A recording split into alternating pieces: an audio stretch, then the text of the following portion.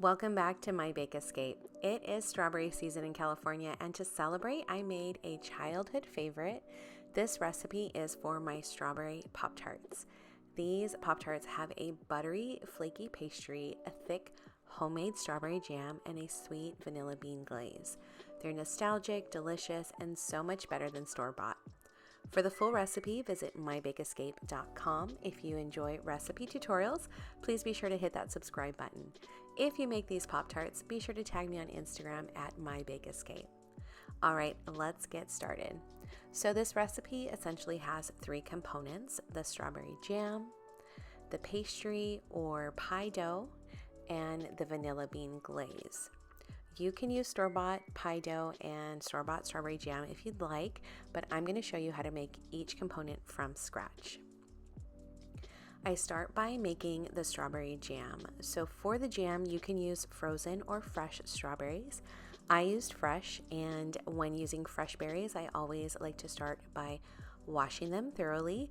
So I went ahead and I washed these beautiful strawberries that I purchased at a local farmer's market. I do like to use a fruit and vegetable wash when washing fruits and vegetables.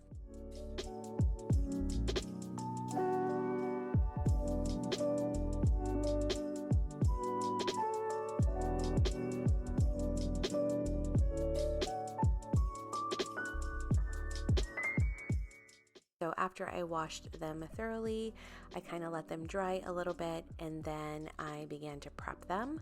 So for the jam, I like to cut these up into small chunks. So I start by removing the stem, and then I slice the strawberries up into small pieces.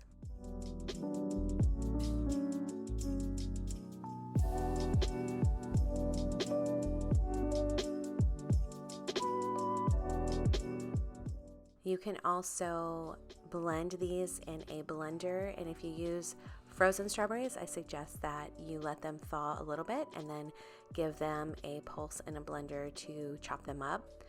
So you can either blend these into like a very smooth type of a jam, or you can leave them a little chunky to give you a little bit more texture. That's totally up to you and what your preference is.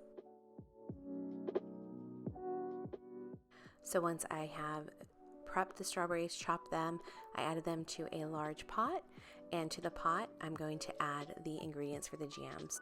So you need granulated sugar, fresh lemon juice, vanilla extract, and salt.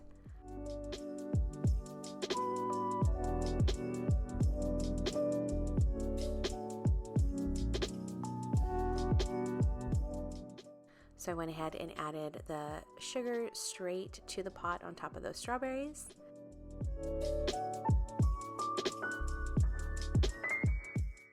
Followed by the lemon juice. And then I added the salt. I'm going to save the vanilla for later. I'll add that after the jam has cooked down. So I went ahead and gave this mixture a good stir. And then I placed over a medium heat on the stove, and I let these simmer for about 10 minutes. And then after 10 minutes, I went ahead and I used a potato masher to kind of start breaking up the large chunks of strawberries. And I let this simmer for about 45 to 50 minutes. So as you can see here, the mixture did bubble up slightly. So make sure you're using a large enough pot for this. I turned the heat down and I let it continue to simmer until it reduced and it's nice and thick. So I took it off the heat and let it sit in the pot for a few minutes while I worked on the pie dough. So for the pie dough, you're gonna need all-purpose flour, unsalted butter, a little bit of salt, some granulated sugar, and ice cold water. I start by chopping up the butter into small pieces, and then I threw that in the freezer so it's nice and cold.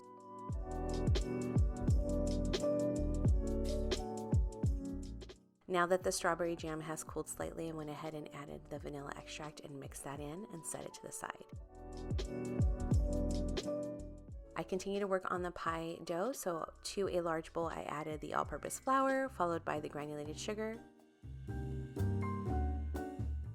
and the salt, and I mix this together.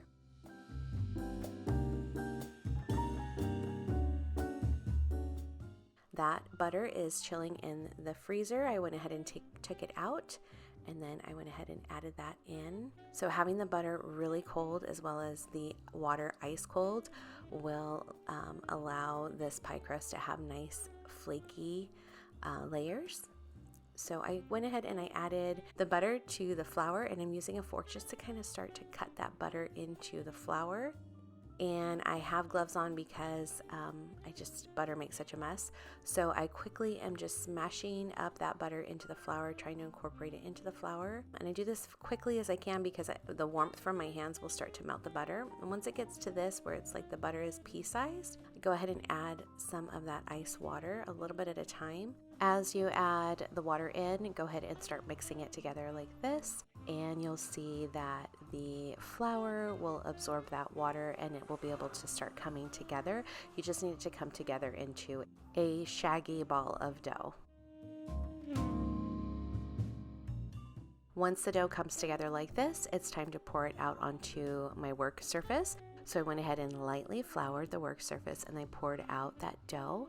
And as you can see, there's a lot of crumbs kind of just spread out. So I went ahead and worked it, pulling in all of that loose flour until it's worked into the dough. And you want to do this until you get a nice smooth ball of dough.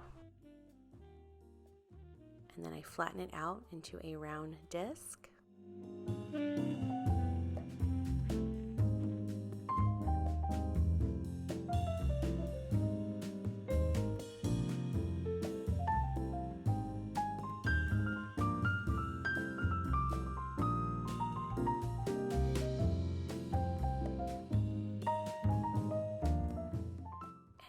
Dough is ready. So you can see bits of butter throughout, which is exactly what you want. So I went ahead and wrapped this up in some plastic wrap and I placed it in the refrigerator for at least an hour. You can make this ahead of time. I'd say maybe 2 days ahead of time. If you want to make it in advance, you can get to this point and then freeze it and then take it out and use it. But I went ahead and put it in the refrigerator. So at this point, the jam has been cooling for about 15 minutes. I went ahead and I transferred it to a stainless steel bowl, and I placed that bowl on top of another bowl that I filled with ice water just to kind of help speed up the cooling down process. And once the jam has cooled, I went ahead and placed it in a jar for storage, and then I placed the rest into this deli container.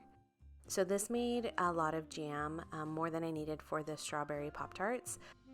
So I went ahead and stored the rest in the refrigerator to enjoy in different ways. So now that the dough has chilled in the refrigerator for an hour, I'm going to go ahead and roll it out. So it's pretty hard because it has chilled. So I went ahead and cut this in half, and I'm going to work with half of the dough at a time. Always be mindful of flouring your work surface because this dough will end up sticking to the work surface and the rolling pin. So I just add a little bit of flour at a time. If the dough is hard to roll out at first, go ahead and pound it like this with your rolling pin. It'll really start to make the dough more pliable, and then you'll be able to roll it out. And so I rolled out the dough, and what I'm using for the Pop-Tarts is this 3.5 by 6 inch mini loaf pan. I have it for my sourdough, and I thought, wow, this is actually a really good shape. So I went ahead and used that as a template for cutting out the Pop-Tart shapes. I just placed it down and used a knife to cut along the edge, and I like the shape and I like the size. I think this was really good. So this is a 3.5 by 6 inch rectangle.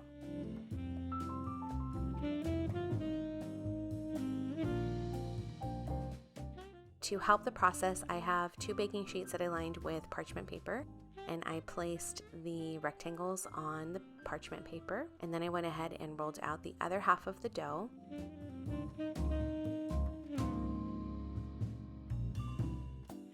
So as I roll out the dough, I kind of take a pause, I kind of lift it, make sure it's not sticking. If it is sticking, I go ahead and add a little bit more flour, and then I went ahead and cut the rest of the shapes. These are the top parts of the Pop-Tart, so I went ahead and I poked some holes using a fork. This is going to allow steam to release while the Pop-Tarts are baking. Make sure that you do this. So I have 2 baking sheets, one for the bottoms and one for the tops. I went ahead and got my prep station ready. I have my strawberry jam, I have water, and I also have my baking sheet with my Pop-Tart rectangles. I went ahead and spooned in a nice spoonful of this jam. You want to be sure not to overfill because it will be hard to seal the Pop-Tarts if there's too much jam. So I like to add just a little bit right to the center.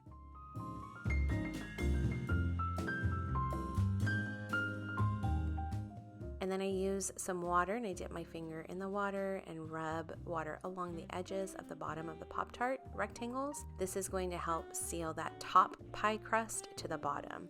So I went ahead and I placed the tops on top of the bottoms and I gently press along the edges. And it's okay if some of that jam is oozing out. It's totally normal, that happens. But just to keep things kind of clean, I do like to wipe it up with a napkin. And so you want to press the top dough onto that bottom dough with your finger pretty firmly because you want to seal that dough together so that while it's baking, it doesn't pop open.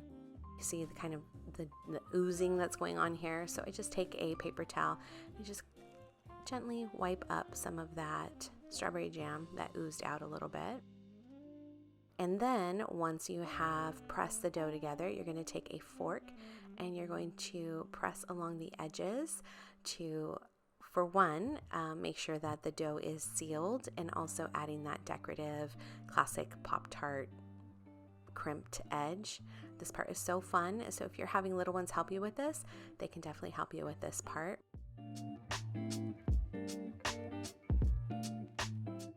So once I have assembled the Pop-Tarts, I placed them in the freezer for a few minutes while I preheated the oven to 375 degrees Fahrenheit. And then I went ahead and baked these for about 15 to 17 minutes. You want to bake them until the crust is nice and golden brown and bubbly like this.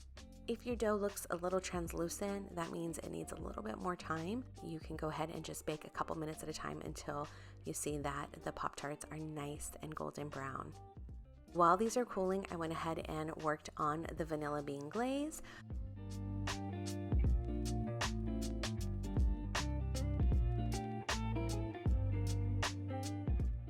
So for this, you're going to need powdered sugar, vanilla extract, salt, vanilla bean paste, and you can use water or milk. For this, I'm using water. So to the powdered sugar, I added the salt. Going to mix that together. Then I add the vanilla extract.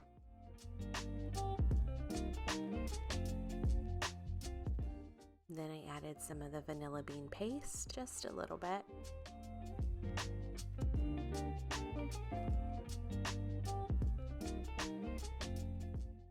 Kind of give that a mix.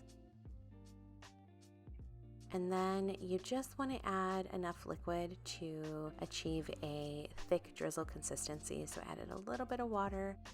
I mix this together and I just want it to be a nice thick drizzle like this.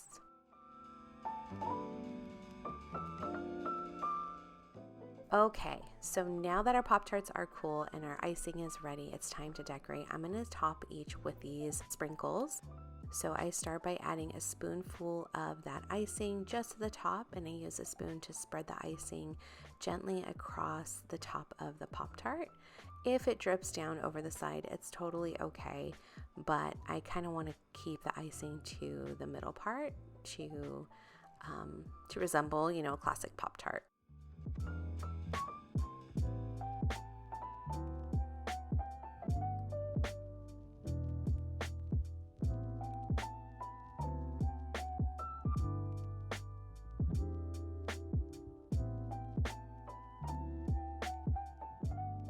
So once you ice a Pop-Tart, my suggestion, and I learned the hard way, is to go ahead and add the sprinkles after each Pop-Tart that you ice, because if you wait, the icing sets pretty quickly and the sprinkles will not stick to the icing. So as you see here, the first one that I iced, the sprinkles just did not stick at all. So I went ahead and added just a little bit more icing to those so that the sprinkles would stick, and it was fine. But just a little note, as you ice the Pop-Tart, go ahead and add those sprinkles so they can stick to the icing. And this is what the Pop-Tarts look like after They have been iced and the sprinkles have been added. I think they look so good.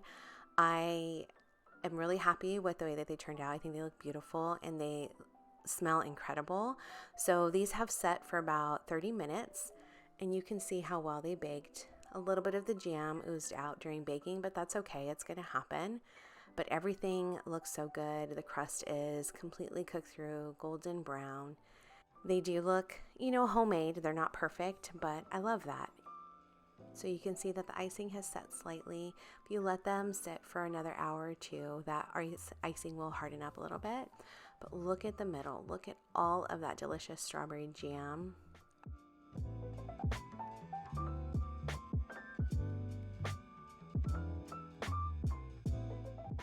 So the crust is golden brown, buttery, flaky.